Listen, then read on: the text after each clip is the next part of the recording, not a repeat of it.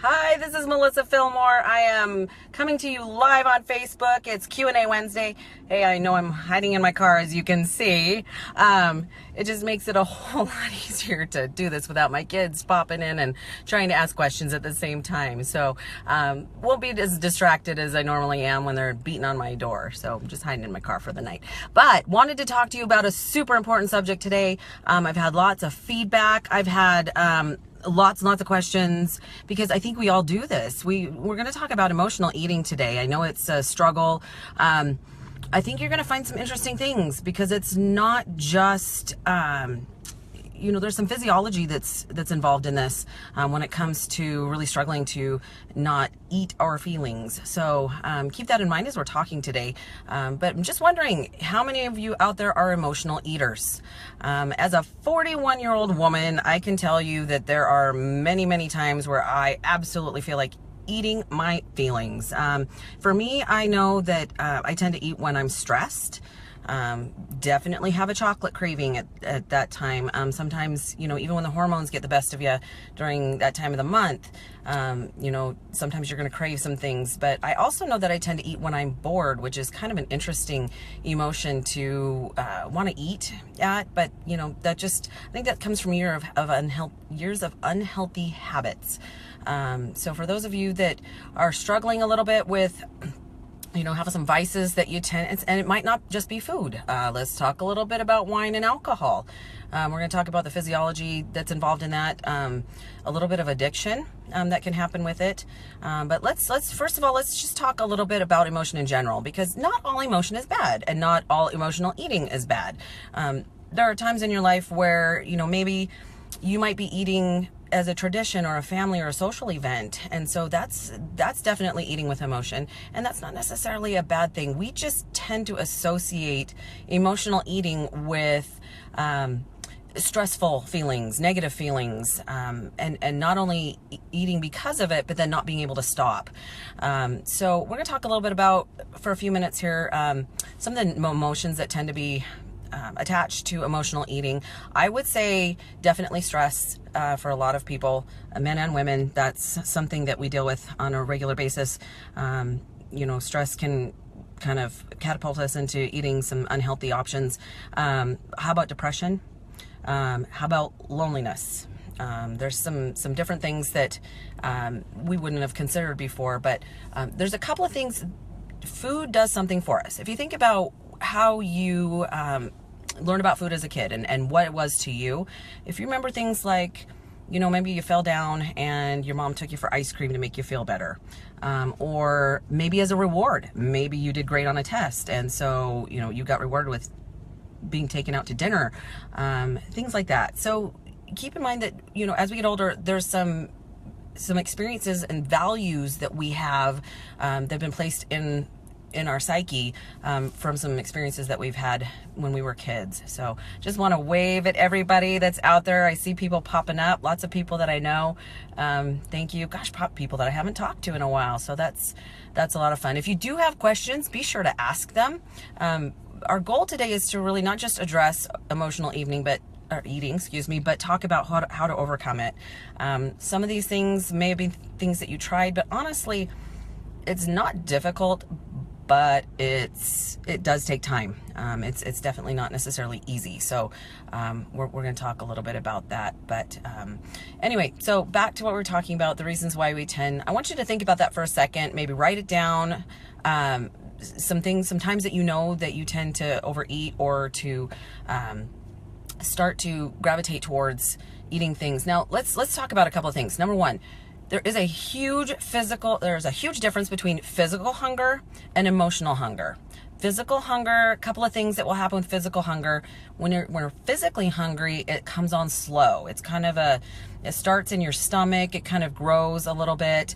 And when it's a physical hunger, you're going to find that anything can take care of that. Fruits, vegetables, healthy foods. When it's an emotional hunger, you'll notice it comes on suddenly. It's almost like a little bit of anxiety attached to it. And you want certain things. It's not just, you can't necessarily answer that with some healthy options. You tend to crave comfort foods. And they usually tend to be high in calories, high in fats, high in sugars, processed unhealthy foods. Those tend to be a little more addicting. So we'll talk a little bit about that. Be sure tomorrow morning to check out my new blog. I've been working on a blog about this all day, on emotional eating and definitely the addictive part of it, and how our physiology plays into that. So you'll want to look that up on fillmorefitness.com. The blog will pop up first thing in the morning. So again, I want to tell everybody hi. This is my second go around on how to be live on Facebook. It's a little intimidating, but I'm excited to be here, and it was a really great experience last week. So I decided, if I can help somebody to figure out how to deal with eating emotionally, then I've done my job. So I have a few notes I want to make sure that I touch base on everything that I've thought about today. So my first tip on emotional eating is, so we just talked a little bit about the difference between physical and emotional eating. And there's more to it. There's definitely more to it, but let's talk about how to address it. One of the very first things that you have to do is actually be aware. Have you ever sat down and all of a sudden there's a bowl of ice cream or a tub of ice cream that's completely missing and you realize it was you? That for me would be a bag of M&Ms. So yeah, an open bag of M&Ms is an empty bag of M&Ms. And I'm not just talking about like the little ones, I'm talking about like the big ones. Definitely when I start to feel stressed, chocolate is my go-to, especially M&Ms. Just definitely have a craving there for that. So one of the first things you're going to have to do is be aware that you're doing it. And noticing that difference between physical and emotional hunger, and that they are different. So one of the best options for that is to journal your triggers. And I know that takes time, that takes energy, but in order to make it happen, you're gonna have to keep track. I mean, I use that in a lot of instances, but it's difficult to change a formula or change what's happening if you don't know that it's happening. So keeping track of that makes a big difference. So, keep track. What time of day is it? What's going on? What kind of stress came on? It can be, like I said, it can be anything from stress to sadness, dealing with a sudden death in the family. There's a lot of things that can happen that can bring that on. So write it down, keep a notebook with you when you start to feel it. Make sure that you write those kind of things down, so you might even notice a pattern and you can be aware of it. The reason that we tend to, it's not just habits. Over the years, we actually our bodies actually want to experience pleasure, right? We do things for two reasons. We either do it so that we can experience pleasure or so that we can avoid pain. Okay, so if our bodies know that when we eat food that it's comforting, then anytime that something happens, our bodies are going to want to deal with it in that way. So what issues are you not addressing because you are now masking it with food? Does that make sense? It's if you think of food as like a drug. I mean, granted, we all have to eat, and that's part of it. That doesn't make it a little bit more difficult to deal with. However, if you think of food as a drug, it's masking something, right? It gives you that pleasure sense. It might be temporary. You may feel great for a few minutes or for a little bit, but then of course, we all know there's a cycle there. We eat to feel better. Then we start to feel guilty. Okay, because we ate way more than we should or ate something that we shouldn't. And then we feel bad, so then we eat to feel better. And then, so around and round and round we go. So there's definitely some issues that we have to address. We need to figure out what that food is masking. Okay, so once you figure out what that is, you've got a few ways to deal with it. Some of my tips for overcoming emotional eating. Okay, so like I said, first you just have to be aware that it's happening. It's important to know why it's happening, what's happening in your life that you are trying to mask it with the food. But some things that'll help you so that you don't reach for food and junk food when you start to get stressed out. First of all, don't bring it home, right? Why would you bring something into the house if you know that it's difficult to avoid it when you're getting those feelings? So at my house, you will not find M&Ms in my house, because I know that when I start to feel stressed out, that's what I tend to reach for. So the rule at my house is, if my family wants to make cookies or do something like that, that's great. Just don't make it while I'm there. don't leave any evidence that it's there, and don't bring it home. So it makes it a whole lot easier to avoid. Secondly, if you're aware, because you're journaling, if you're aware of what is making you reach for the comfort foods, find another option so that when you get into that position and you recognize those feelings, you have something else to do. Some people like to do yoga. Some people like to take a hot bath, read a book, drink some hot tea. Lots of people like to do cardio. Cardio is a huge stress release. How about even kickboxing out in your garage? You do have some different options, but you're going to have to exchange a good habit for a bad one. So it's going to take some time, and you're probably going to fall down a few times, and that is okay. Get back up. Keep working on it. That is part of it. I see lots and lots of people on here. Hello, everybody. Nobody's asking any questions. So if you have some questions or a comment, please pop it up there. I can see everything that you guys type in there. And I'm willing to absolutely help people with that. So my next tip is that if you... Some of us, I've discovered, have experienced some fairly traumatic situations in our past, whether we were children or in our early adulthood. Everything affects us to a certain degree, and some of it never disappears. So keep in mind, you may need to seek some professional help. Now, that does not mean you're broken. That does not mean you need fixed. It just means that you may need a tool that requires that a professional help you get through it. So keep that in mind. Why would you not be willing to use a tool? It's kind of like when somebody says, well, you know what, my child can't see the whiteboard at the front of the classroom, but I'm not going to get her glasses because that's going to make her look stupid. That's a tool that your child needs. So keep in mind that you might need that extra tool just to get through it. And by the way, hi Mo. Yes, it's getting back up that matters, okay? That's definitely, we all know that it's not how many times we fall down.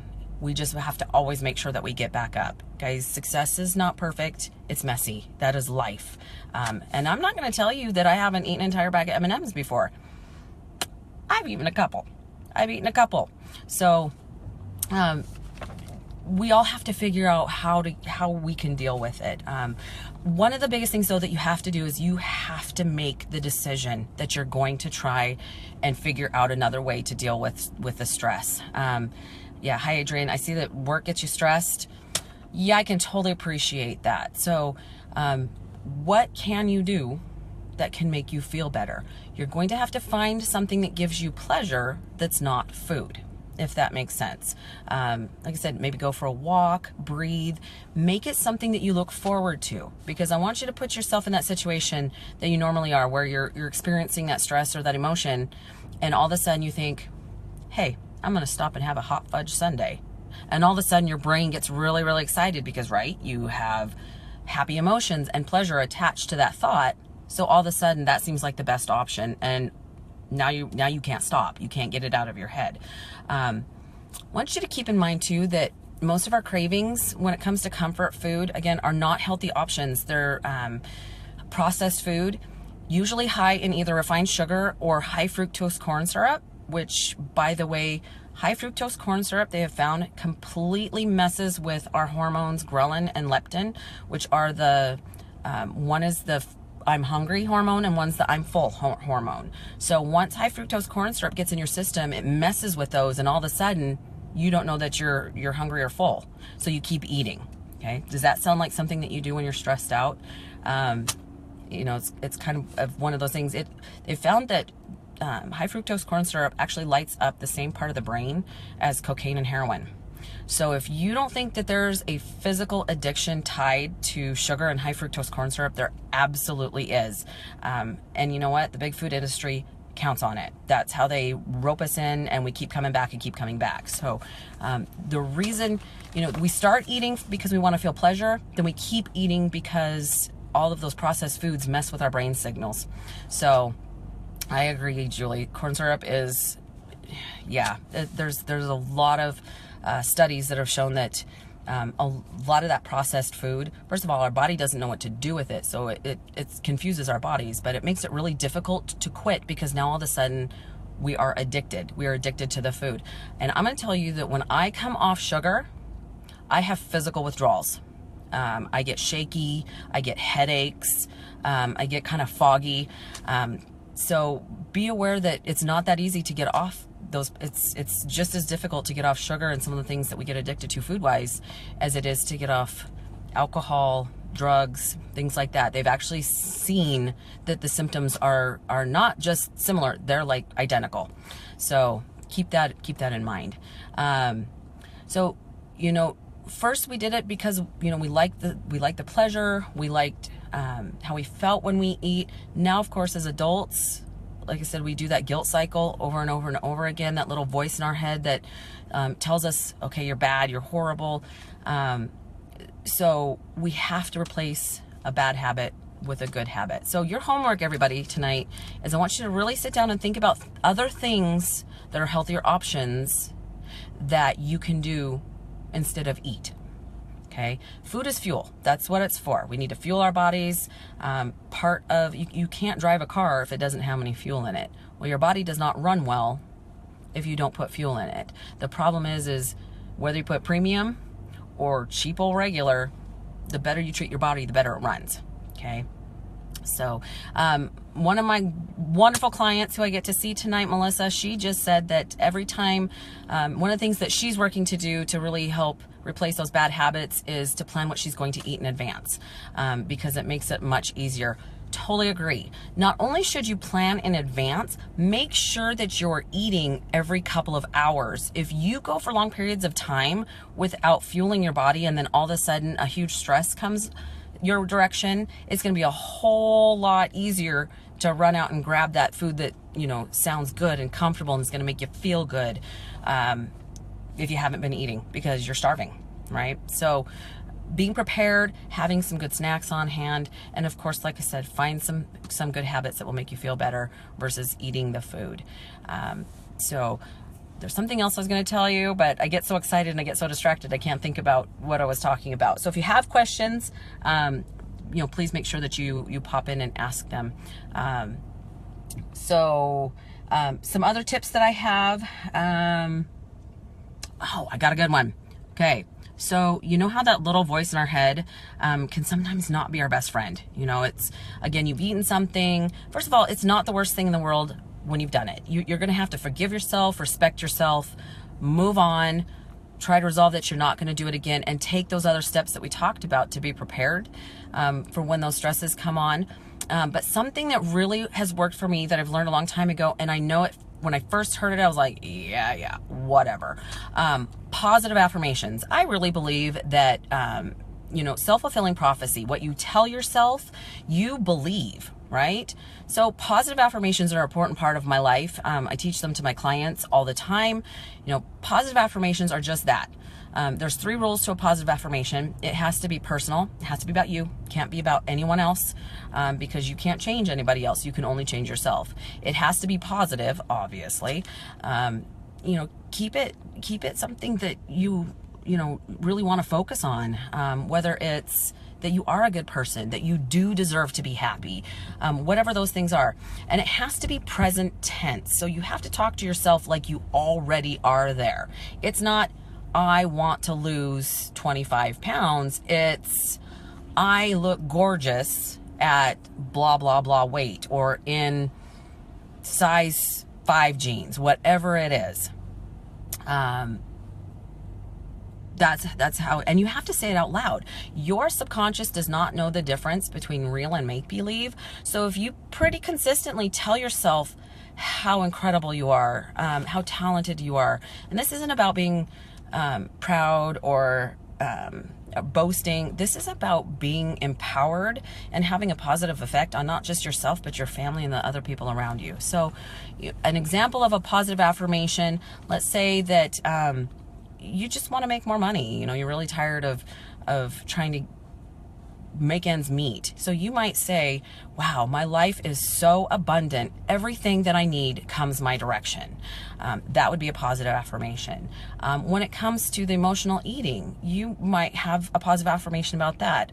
Say something like, I no longer struggle with eating foods I know I shouldn't have. I eat healthy every day and I feel great about it. positive affirmations work. Like I said, they really help you to kind of refocus your mind in a different direction and help you overcome some of those issues that you're having. Eric, I don't understand your question, honey. Something about your favorite meal, but I can't tell what it is. So you're gonna have to tell me. And I'm not sure if you're asking about my favorite food that I get off track with, or my favorite food in general at the moment. So if you'll re-ask your question, I will answer it. But if anybody else has any other questions, I know that I talk a little randomly because I get really excited about it. But again, tomorrow morning, my blog will pop up. My goal is to blog every week. Sometimes it will be facts and science and how to be on track with food or exercise. Sometimes it's just my thoughts on certain things that we're trying to accomplish. I am very aware that, a lot of us, sometimes we eat, again, because we're hungry, not because we're physically hungry. So, yeah, I'm just losing my train of thought there. But, so oatmeal, is that what we're saying? Oatmeal is your favorite food? I have to say the cream of rice, which I know is baby food, is my favorite food. So believe it or not, for breakfast, cream of rice with a little sugar-free caramel syrup in it, and I am a happy, happy girl. Oh, blogs, that's what we were talking about. So tomorrow morning, my blog will pop up. It is on emotional eating. It'll be a little more focused and organized in thought process. It's going to talk a little bit about, again, how your body physically craves for that pleasure feeling of the comfort foods that we've been talking about this evening. So hop on to fillmorefitness.com in the morning, hop on the blog link, and the new one will pop up and you can read that. There should be a new one every Wednesday or Thursday every week. So want to make sure that, and if you have something that you'd like me to talk about, please let me know. It's a whole lot easier to know what everybody is interested in than it is to just kind of guess on my own. I just try to help you since I've been obese in my lifetime and I have made these newer healthy habits stick. I'm just giving you my experience and I'm hoping that it can help you inspire you and give you some great ideas. Do I have a certain food that helps with my bad cravings? That is a good question. I've gotten pretty good at stopping and checking myself to see what I'm actually craving, whether I'm craving it with my head, whether it's come on really fast and I know that it's an emotional craving, or I know what it feels like to be physically hungry. Considering I eat every 2.5 to 3 hours every day, my stomach lets me know when it's empty. It growls, it gets ticked. So I am aware of the physical difference. I try to have things that if I'm really, really craving something, sometimes, like I said, a hot drink, like hot tea or coffee will help me feel full. And honestly, I chew a ton of sugar-free gum. I have my favorites, and when they disappear and I can't find them, I get a little anxious. But personally, I do chew a lot of gum. That does help me to feel like I have something in my mouth. I also try to make sure that the majority of my meals are food that I can chew them. I can actually eat the food. Doing too many shakes in a day actually lowers your metabolism, and you don't get that satiation or that satisfaction of chewing your food. So be very careful as to how many protein shakes you use as meal replacements in a day. As for other foods that help me with cravings, I don't eat a whole lot of sugar or anything with high fructose corn syrup. At this point, I avoid it. I already know that I'm a sugar addict, and that if I start eating it, I can't stop. So I pretty much avoid it. However, okay, I do have a couple for you. Number one, frozen blueberries. I know, crazy, right? I love frozen blueberries. Believe it or not, I have pictures of me teething on frozen blueberries as a baby. So I know that I love that anyway. But frozen makes me slow down in how fast I eat it. And of course, that natural sugar versus the refined, garbage, that does help me to not crave sweets as much. So that's a big one. If I'm really struggling, every once in a while, I'll get the darkest bar of chocolate I can handle, which is about like 76, 82%, something like that. Any darker than those, and they're just bitter, and it just doesn't taste good. But I will grab a bar of either Lindt or Ghirardelli's, and I will throw it in the freezer so that it's hard. Excuse me. And that way, if I'm really, really, really craving chocolate, I break off a square, and I can't eat it very fast because it's frozen. so I have to nibble on it. That helps as well. Those are probably two of my very, very best options for that. And sometimes you can find a replacement that's a little bit healthier option, less sugar. I know somebody was just telling me about a new brand of ice cream that's really low in sugar. Oh shoot, and I can't remember what it's called. I've just seen it. I'll have to find more information out about that, but my body doesn't really like lactose either, so I don't tend to do a whole lot of lactose just because my body kind of freaks out. But definitely, like I said, the gum, the blueberries or fruits, berries especially because they're higher in fiber, are great options. And you know, I do like those bars of chocolate. And every once in a while, you know, a protein shake will make me, oh, Adrian's hollering, it's Halo Top. That's the ice cream. I haven't tried it yet. I'm pretty excited to try it. I've been looking for it. I have not found it yet, but I am off season, so I can try some different things. I'm pretty excited to check out some of the healthier options that, you know, they are becoming a little more aware of the fact that most of us are trying to be a little bit healthier. So I know they're coming out with some great products and some great brands. So definitely pass those on. I love passing on great information that works for me. So any more questions out for the evening? I hope I've answered. Like I said, I know I'm a little random because I get really excited about what I'm talking about. I did have some notes, but I kind of jump around a little bit. But definitely read my blog in the morning. It's going to give you not just, it'll give you more information. Why we tend to be emotional eaters, why our physiology and our brains light up and get so linked to that, get a little addicted to the sugar rush that we get, and how to overcome that, like we've talked about tonight. So, you guys, I know you can do this. I know you can. I was the least likely person to succeed. You know, 210 pounds, 46% body fat. I've actually maintained my weight with the exception of kind of going around a little bit with competing. I get a little lean and then I puff up just a little bit. But it's a healthier lifestyle. I'm happy. My kids are being healthier. It makes such a big difference. So, anyway, you guys are awesome. I really appreciate that you're tuning in. I will pick a new topic. Definitely feedback. Love feedback, questions, things that you're dealing with that you would love some help with. I would definitely love to help you with that. So keep it in mind. And you can also email me at melissa@fillmorefitness.com. I do respond. So hang in there. I see some new people popping up. Hopefully you guys get a chance to go back and watch the feed right from the beginning, because I have talked a lot about how to address the emotional eating, what to do instead, replacing those bad habits with good new ones. And guys, you know what? It's not easy. It's not, but you can do it. If it was easy, everybody would do it, but you do have the ability to do it. Okay, so have an incredible evening. I still have to finish working for the evening. I'm going to go train, and then I'm going to get some beauty sleep because I'm pooped for the day. But have a great evening, and we'll talk to you same time next week, Wednesday Q&A, 6 p.m. Pacific Standard Time. Melissa out.